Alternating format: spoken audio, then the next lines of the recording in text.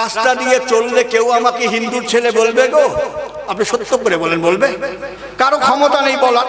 তাহলে আমার জিন্দেগিটা পরিবর্তন হয়েছে।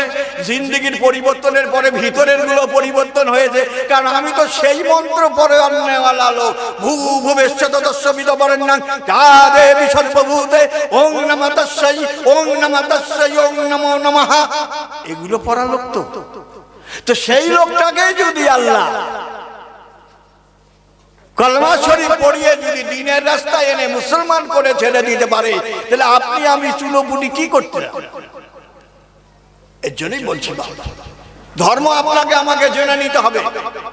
কারো কথায় কোনো গুজবে কান দেওয়া যাবে না। হিন্দু মুসলমান সমস্ত জাতিকে বলতেছি।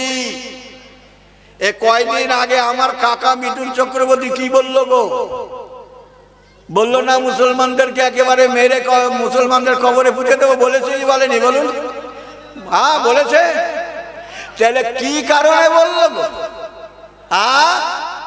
মুসলমানের অবদান গুলো ভুলে গেল? ভারতবর্ষের মধ্যে যত বড় বড় পণ্ডিত আছে, বড় বড় নেতা আছে, বড় বড় হাঁটা আছে, সমস্ত লোক মুসলমানদের অবদান গুলো ভুলে যাচ্ছে। যে সময় কলকাতা থেকে বোম্বে চলে গেল মিঠুন, থাকার জায়গা ছিল না, খাবার জায়গা ছিল না, পার্কে থাকতেন, ফুটপাতে শুয়েছেন, গ্যারেজে শুয়েছেন। তখনকার যুগে মেহমুদ নামে একজন আর্টিস্ট ছিল মুসলিম, তাকে সেই রাস্তার থেকে তুলে নিয়ে গিয়ে আর সুপারস্টারের জায়গায় তোমাকে পৌঁছে দিয়েছে। এক্ষুনি ভুলে গেলে তুমি? আজ এই যে যত কিছু আমাকে দেখতে পাচ্ছেন, এগুলো মুসলমানদের দান, মুসলমানদের দেওয়া। আমার বাবার বাড়ি থেকে আমি দান নিয়ে এসেছিলাম, সব বউ ব্যাগ করে দিয়েছি।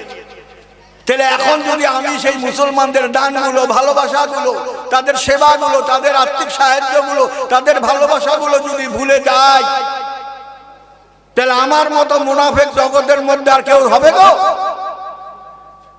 তুমি কি করে ভুলে গেল? হ্যাঁ, লকডাউনে তোমার বাবা বাসন কুমার চক্রবর্তী মারা গেল কলকাতায়।